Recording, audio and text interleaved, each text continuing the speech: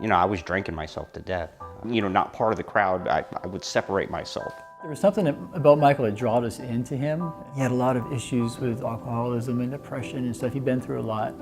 And God just started peeling back those layers. I knew I was missing out.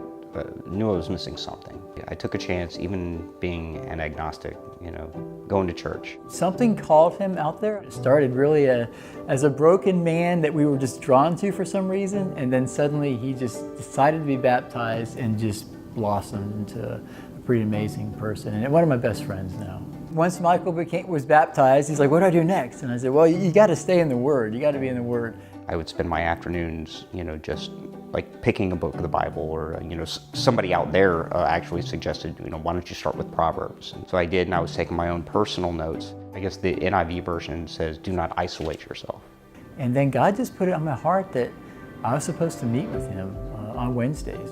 I was studying and I was trying to be with God, and yet these people were trying to connect with me. And for Chris to come up and say, I want to spend time with you, even though that was a very uncomfortable spot for me to be in, I was like, God, are you talking to me? Are you trying to draw me out? But I said, Michael, I feel like I'm supposed to spend time with you. Like, I'm supposed to come out here at Grace Marketplace and just hang out, whatever you want to do.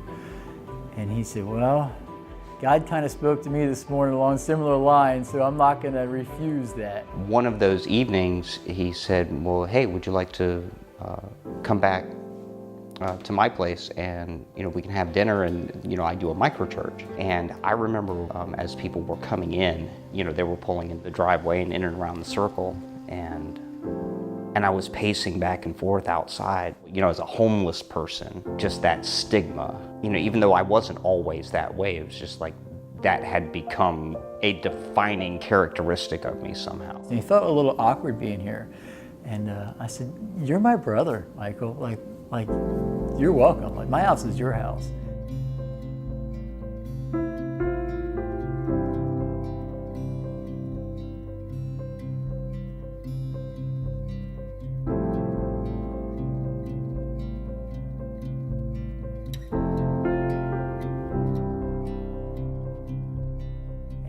Monica said, it's time to remodel this bathroom down here. And I was like, oh man, I want to do that. So, but I thought that Michael could help. We got to spend just day after day with each other. And after 3 or 4 days of him coming over and me driving him back there late at night and picking up early in the morning, I was like, we got a bedroom now. Why don't you just crash here? I was telling myself, I don't deserve this. Why are these people being kind to me? Why are people treating me like I'm just normal, like I'm okay? And in that moment, God just put on my heart, no, you don't deserve this. It's my gift to you.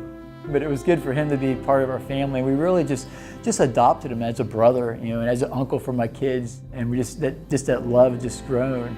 It's been a beautiful relationship. Then I was hooked.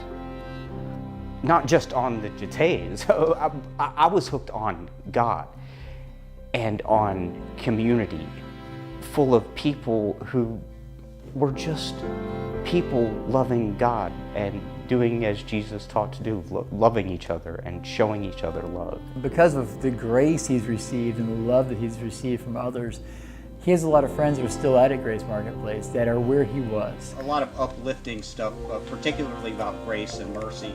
It's so neat seeing what Michael had modeled to him, which we've had modeled to us, him modeling. We're making disciples to make disciples and make disciples, and that's what it's about.